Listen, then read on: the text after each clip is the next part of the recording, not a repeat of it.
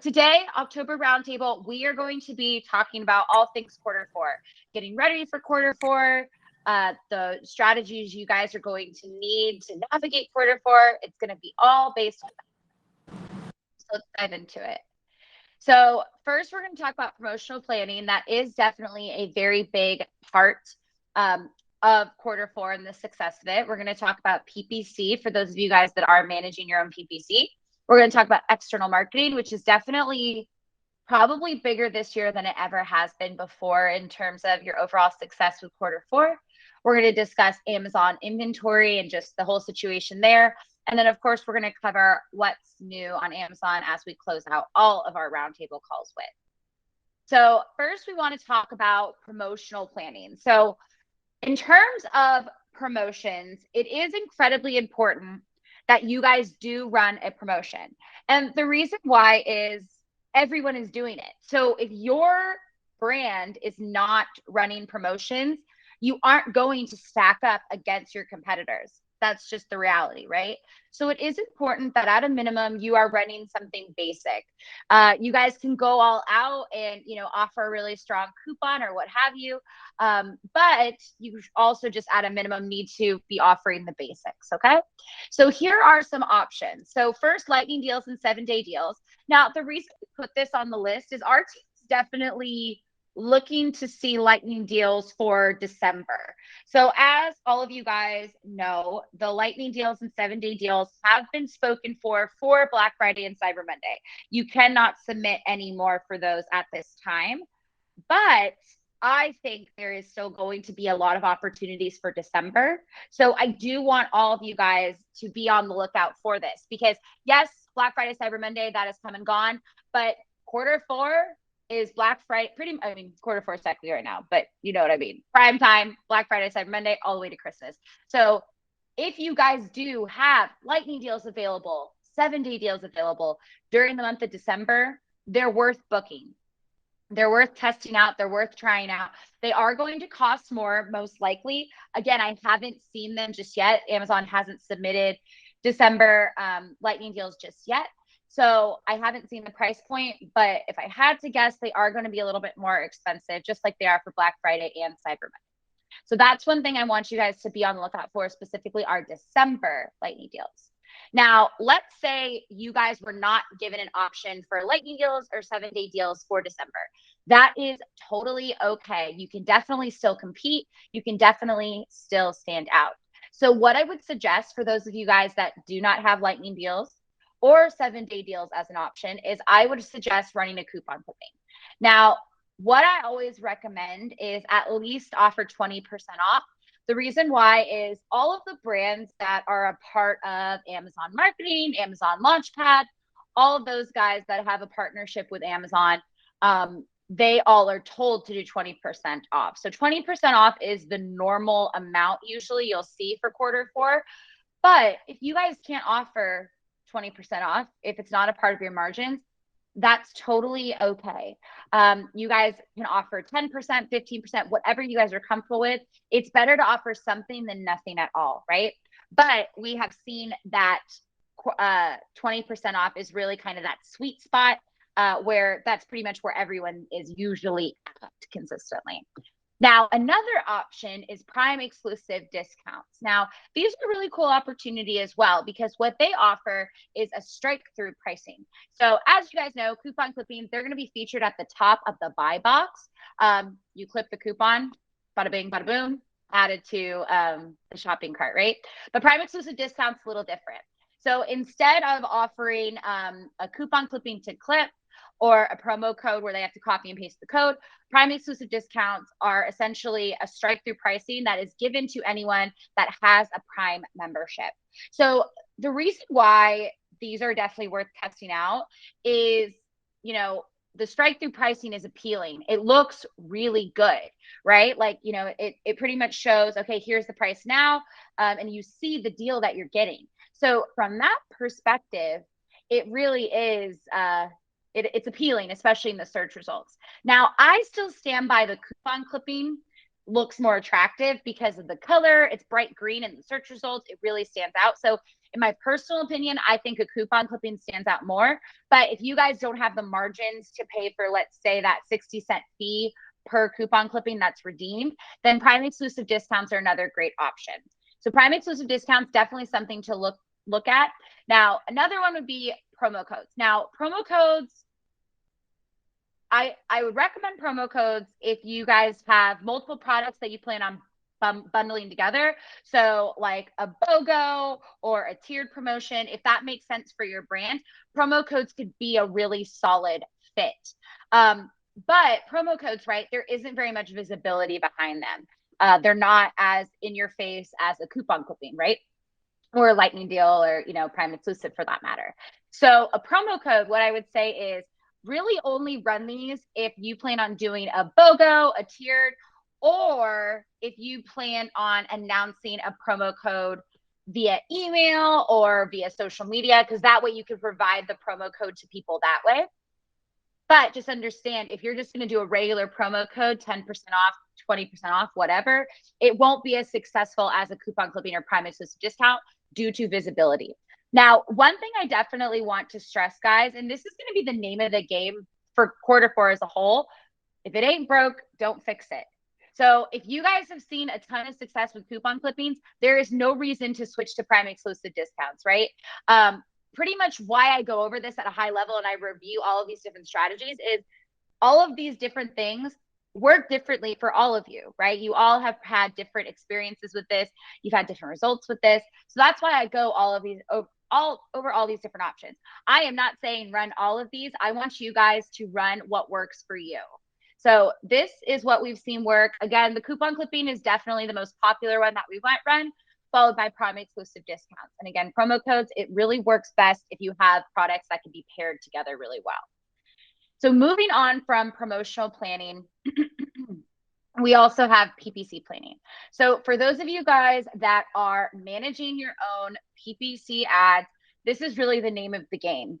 So like always, like this is always for PPC. There is no one size fits all tactic. And that's for a few reasons, right? You know, if you have more of a premium product where you're above a certain price point, you're going to have a completely different PPC plan than someone that, you know, is below the $20 mark, right?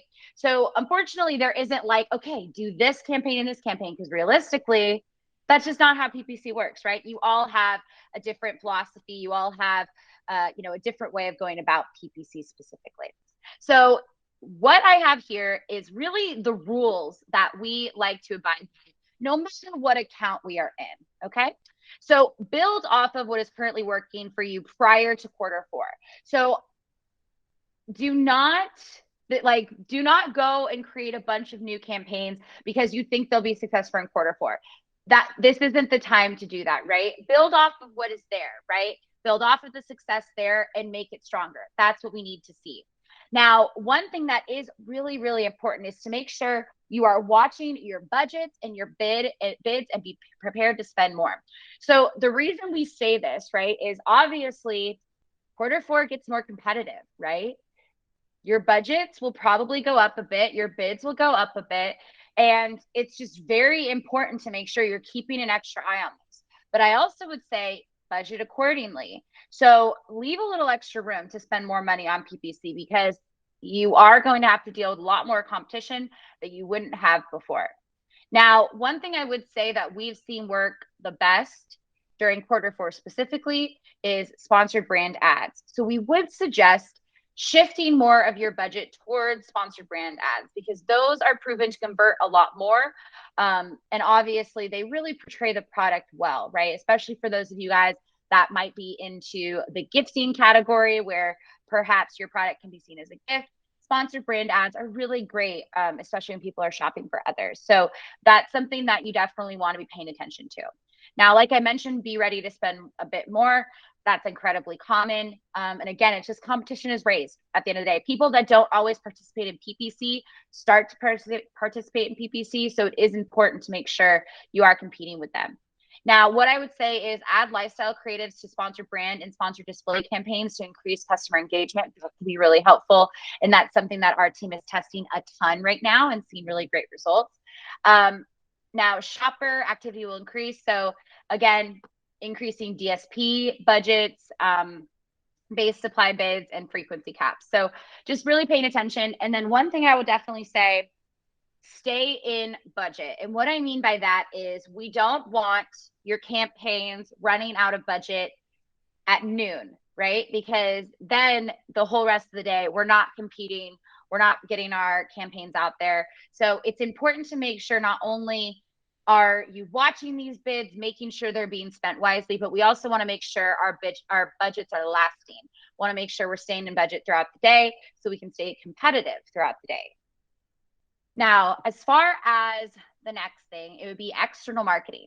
Now, this is something I've been talking to you guys about a ton in Roundtable. You know, Amazon has made quite a shift, really showing their cards. They want people sending external traffic to Amazon.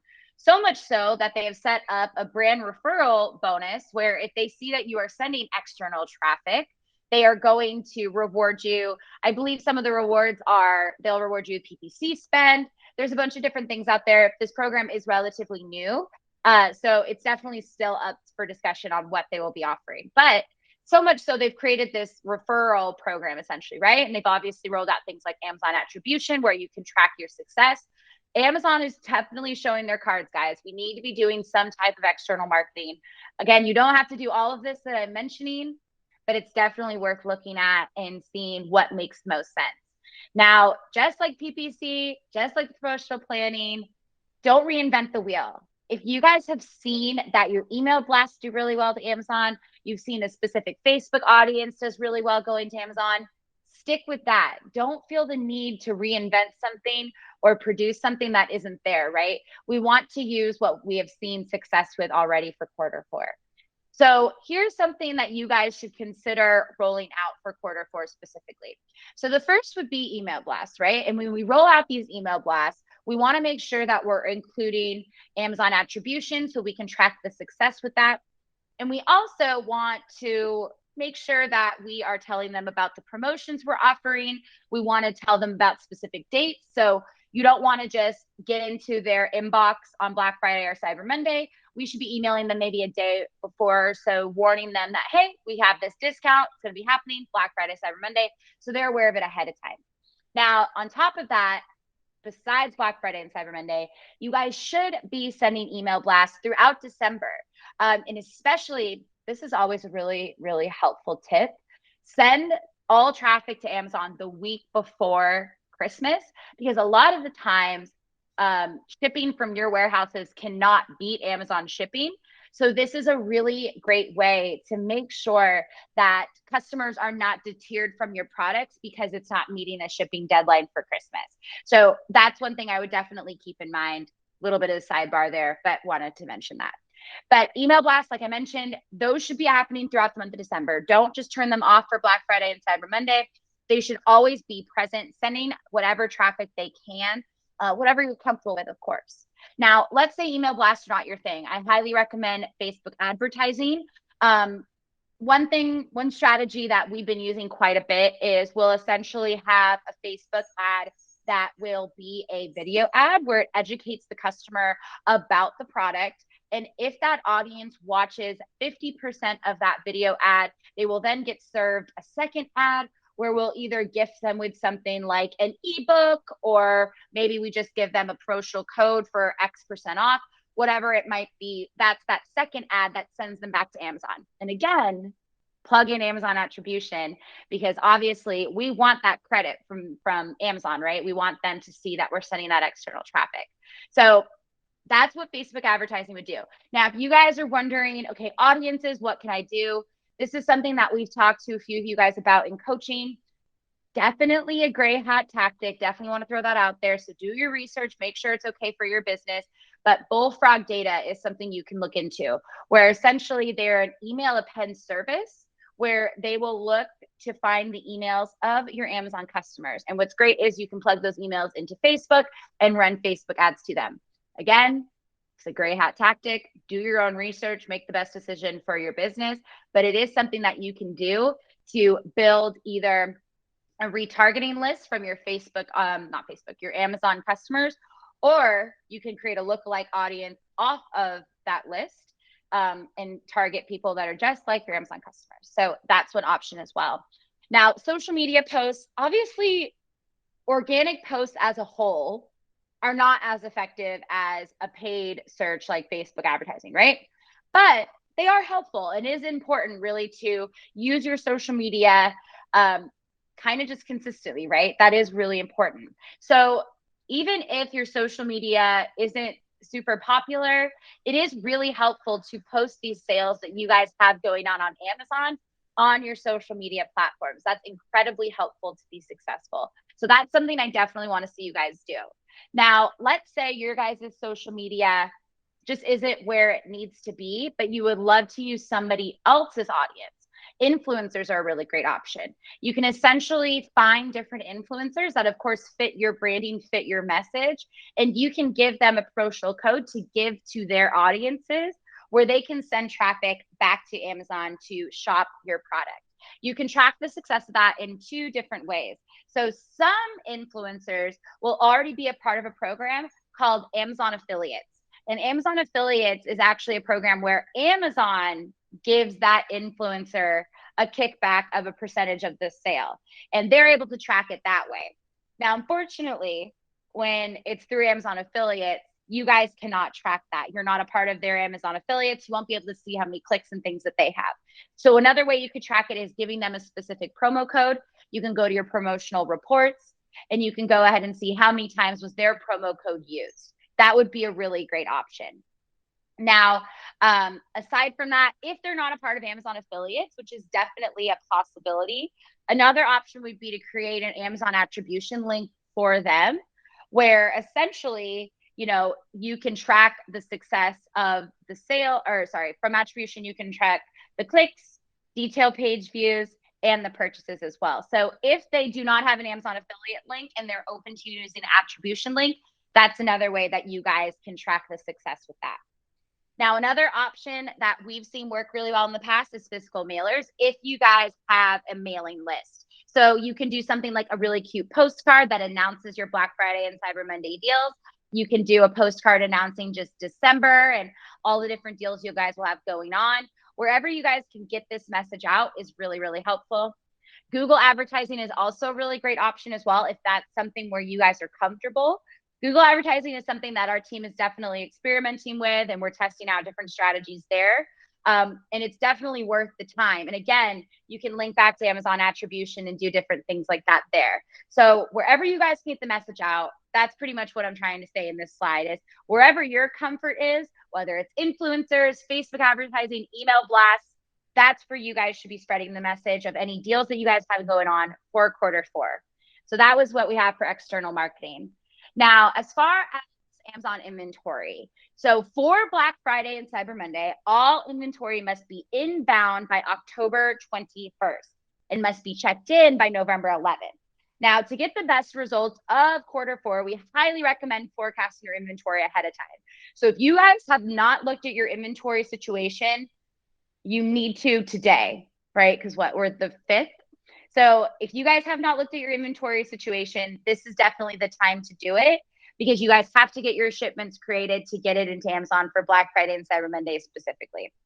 Now, in our experience, and this is something that's definitely a common question, I'm sure one that a few of you guys are thinking is, my product isn't a gifting product. Should I still be expecting a boost in quarter 4? And all I can say is during quarter 4, there is a higher percent of customers on Amazon. There are more eyes on Amazon. So therefore, no matter what category you are in, you should expect at least a little bit of a lift because there's just more customers on the platform, right? So if you aren't considered a holiday item, you should still be considering this and you should be planning for an increase in sales. That means increase in inventory, obviously. Now, I'm sure a couple of you guys are like, well, that's great, Jenna, but I am all maxed out on my inventory. And that would probably be majority of you. Very common issue that we see right now. I'm sure a lot of you guys are like, this is really great. Duh, I have to set inventory in, but I can't, right? So I would highly recommend that everyone takes a chance to look at their inventory health and identify the areas where potentially you guys might need assistance to improve just your overall sell-through. Stranded inventory is a big one we're seeing. Address these areas as quickly as possible, whether it means creating an outlet deal, whether it means getting involved with a program like Rank Bell to sell through some inventory to get your rankings up. There's so many different things we can do to just try to sell through this inventory to get our inventory limits up. So pay attention to those metrics. Talk to your coach directly if there's a specific area where you're struggling. But now is definitely the time to move quickly on solving these issues. So we actually have a full service client that they were hit with a pretty low amount of inventory, and we were able to address the SKUs that were really causing the issue. And what we ended up doing was we ended up doing a Rank Bell campaign. And then we also did an outlet deal and really sold through a good chunk of inventory. And within a week, our inventory limits increased because those ASINs that were a problem, the sell-through rate increased. So obviously the sell-through rate is not always the issue. I definitely want to stress that to you guys. You want to address those issues in, I believe it's the inventory health tab, because it has those options there and it's going to tell you which spots you need help with. And those are the areas you need to address. So all I can say is do not send in unnecessary inventory. So in Amazon's eyes right now, they don't want to see you send in a whole year's worth of inventory. They want you to have roughly between 90 to 120 days worth of inventory on a specific product. But you want to be probably a little closer to the 90-day mark than the 120-day mark. They do not want you sending any more than that. And that's what causes your inventory limits to go down, because Amazon wants you to stop doing that. So do not send in any unnecessary inventory. Be prepared to send smaller shipments more frequently. I know that's super frustrating. I know there's a good chunk of you guys listening that you might have been on Amazon for a very long time. And it's frustrating because for a while, maybe you would only send 3 to 4 huge shipments throughout the year. And that's what you would send into Amazon. Unfortunately, that's not how it's going to work anymore. Amazon is looking to see smaller, more frequent shipments because they want to control the amount of inventory that is currently at their warehouses. Now, I can't stress it enough. Take notes of the products that are struggling. We see this all the time where brands will say, okay, well, that product isn't my number one concern. That's not my number one seller. In Amazon eyes, it doesn't matter, right? They're looking at your account with all of these different ASINs. So if one ASIN isn't doing good, it can affect the entire account, which is why it is super important to make sure that you are addressing every ASIN and addressing them when they do have a problem. If there is a specific ASIN that is struggling, we need to address it head on. Don't let it get bad. Now, I always say this with Q4. We saw it when COVID first hit. Have FBM set up just in case. It can't hurt to just have it set up in the back end, because if you run into a situation where you hit your inventory limits, you're not able to send inventory in, Q4 is not the time to be setting FBM up. Setting FBM up is not very fun. I don't want you guys to have to do this as you're sitting there eating turkey with your family. We don't want that. Get FBM set up now. Just have it in the back end. It just can't hurt. It can't hurt to have it set up. One really great example that this came into play, not even kidding, last week, we had a client that for whatever reason, they were hit with a price alert on their FBA listings, but weren't hit with it on their FBM listings. We were able to stay live even while the ASIN was having an issue.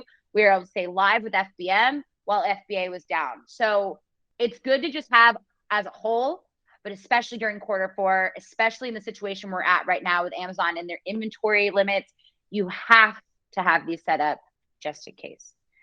Now, moving on to our final slide, what's new on Amazon? So Q4 was obviously our main discussion today.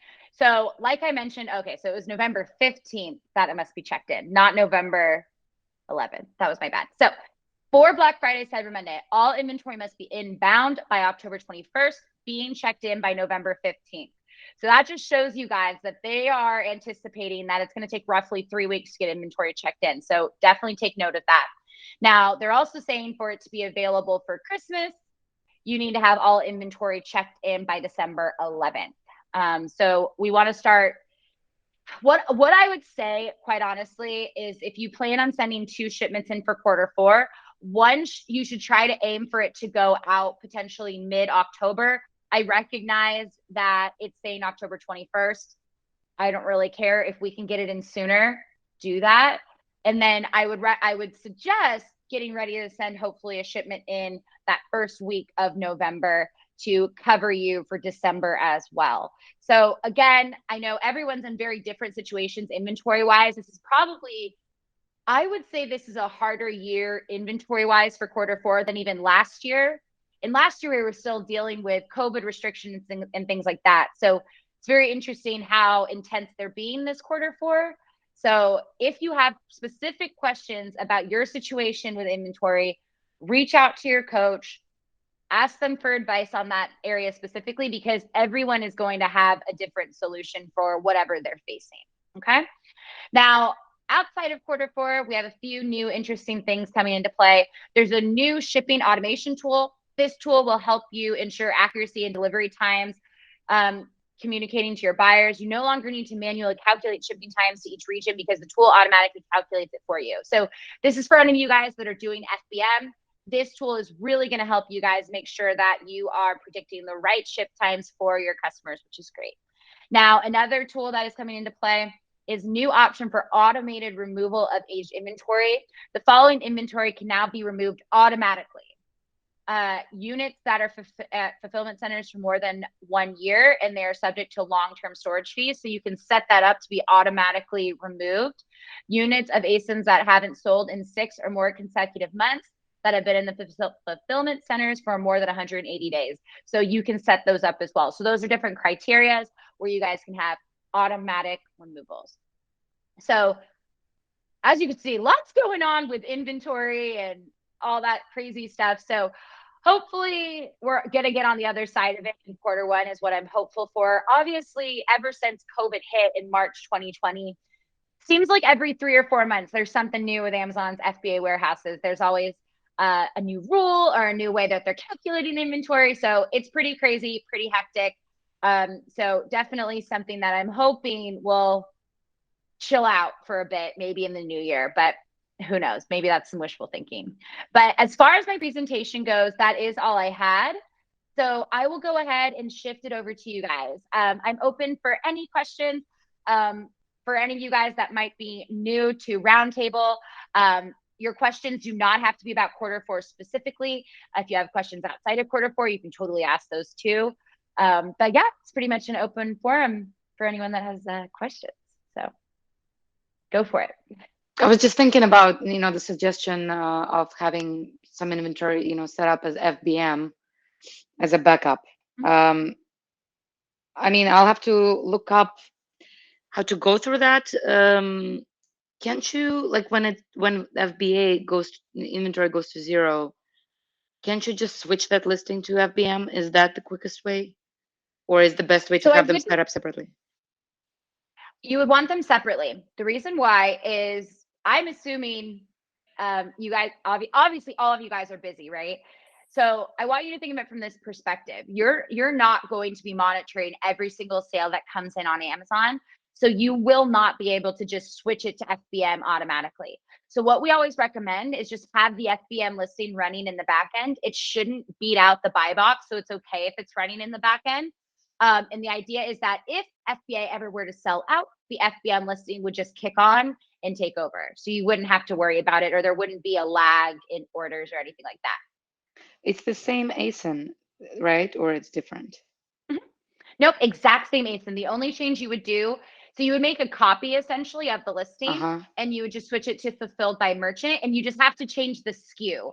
And what I would recommend with the SKU is we usually just put like -FBM. Oh, okay.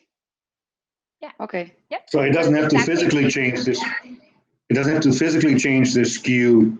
It's just a virtual SKU that we would communicate to Amazon and they sell in Seller Central, right? That in your warehouse. So you would want to make sure that your warehouse is aware of what that SKU with FBM means. So that's the only change you would have to make. Oh, we Okay. have to apply our own stickers with that? Or No. So no, you wouldn't yeah, have the to worry warehouse about would that. know. Yeah, Yeah, they would just it's grab like the same it's like if SKU. they order from your website.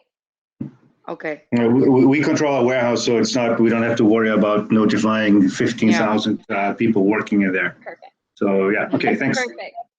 Yes, absolutely. Yeah, thank you for the suggestion. Otherwise, I don't think I Absolutely. have other questions. No worries. Does anyone else have any questions? Sorry, I didn't have water for this call for some reason. Nothing I can think of right now. I'm sure I'll think of it as soon as we hang up. No worries. No worries.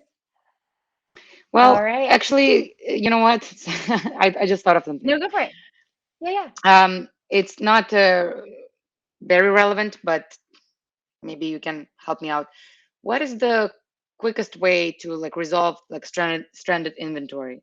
Would you suggest calling Amazon is the best, or you know how their chat system with the cases goes? It's like to figure out how to even open a case for the right reason is such a pain.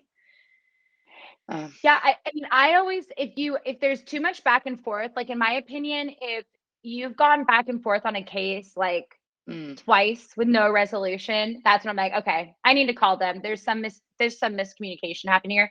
So that's when I would say to do it, is do a call. I mean, because sometimes stranded inventory can be fixed relatively quickly if you get the right rep. But other times maybe there's just some miscommunication or there's an error in the system. So in that case, I would say do a call. I mean, one thing you all should just be aware of is, like a lot of companies right now, there is definitely a workers shortage at Amazon. And they're definitely feeling it. And I think that's why a lot of people, if I had to guess, you guys are all seeing this, where they're very slow to answer cases right now or resolve cases. And it definitely has to do with that. So if the stranded inventory is just lasting too long, absolutely, I would get on a phone call with them. Okay, but otherwise start with the just opening case. Yeah. Yeah, because it shouldn't be that hard, right? Like realistically, it shouldn't be that hard. So usually a case, an actual written out case can usually be helpful. But if you've gone back and forth like twice, like time for a phone call, I think at that point. So, which I know isn't ideal, but yeah, no, sometimes they tell you something over the phone, but then they don't fix it anyway. They just want to get you off their back. I have a question that is somewhat related to Black Friday and the coupons that you suggested at the beginning. We may have the situation that somebody actually purchases one of our products just to find out 2 days later that there's a promo going on, and they will maybe try to send stuff back that they actually bought 2 days prior, and then order on Black Friday the same item. Some of our products actually should not be returned or are not returnable because either they have been opened or, God forbid, they have been used. And due to FDA regulations, those are actually unsellable regardless. They are personal items. Is there anything that you can think of that would prevent this kind of obnoxious return for nothing? You know, unfortunately, there isn't a way to control that. You know, it's one of those things that definitely shouldn't prevent you from running a Black Friday or Cyber Monday coupon or anything like that. Unfortunately, it's part of Amazon. In fact, anything that is purchased as of last Friday, October 1st, can be returned all the way through January. So unfortunately, this is an unfortunate part of quarter 4. It's something that is going to happen, but I don't think there's a way to avoid it realistically. Even if the box has been opened and items have been used, there's no way to actually prevent a return. Correct. Yeah. Because I mean, if you think about it as an Amazon customer, when you do returns, you know, they're everywhere, right? They're at the UPS store, they're at Kohl's now. Some you're able to bring right in. Like I have an Amazon grocery store down the street that I'm able to return at. Realistically, Amazon is not inspecting these things to make sure they're returnable. They can absolutely be used. There isn't a way to prevent that with Amazon. All right. So it's just the cost of doing business. Thanks. Unfortunately, yes. But I think the bummer, obviously, is it dates all the way back to last Friday, October 1st, is when that kicks in. So they can realistically have the product from October 1st and I'll return it all the way to January 31st. So That's crazy. They can use the product and return it much later. Oh, yeah. I have a question. So the setting of when somebody returns a product for destroy versus send it back, the destroy, I think I read, and the word destroy just sounds like they just, toss it in a landfill, which is not really what I want, right? Because whatever. But I think I read that they would donate the product to a charity. Is that true? Or do you know anything about that? I think the word destroy just sounds like they just like shred it and like toss it in. I always picture they light it on fire. I don't know why. Right. I'm like, but then I thought, oh, well, they donate. It's like, well, you know what? Like, let them donate it. Like, whatever. Like, that would make me feel better about the product being at least used by somebody, So right. Anyway. So what I would say is I always opt for send them back to you. Reason why is I've had plenty of situations come up where you will see Amazon hop on your listing as Amazon warehouse deals, and they'll list it for new/used kind of look. So I always say just get it sent back to you to avoid stuff like that. Now, there's definitely not a perfect way of doing that, but in my opinion, I would say send it back. Especially if your product is able to potentially be restored and it's okay to resell, then that's what I would say is send it back from that situation. Okay, sounds good. Thanks. Yeah, but I don't know if they donated. I don't know that for sure. That's a possibility. That'd be great, obviously. Yeah, I mean, like it made me kind of feel good. Like I was like, oh, well, at least like, I don't know, something's coming out of it, But you can donate it too. If you end up getting it back, then you can go ahead and donate them too. Yeah. Thank you. Of course. Awesome, guys. Well, cool. Well, I appreciate you guys all hanging out with me today. If you have any questions or anything specific that you can think of later, you can absolutely reach out to your coach. They're more than happy to help out. I know obviously the inventory is a really big thing. So if you have specific things that come up with that, don't hesitate. Reach out to us. Let's make a game plan. Let's try to sell through some of this inventory. But yeah, other than that, I think we're good. And I will catch up with all of you guys next month on Roundtable.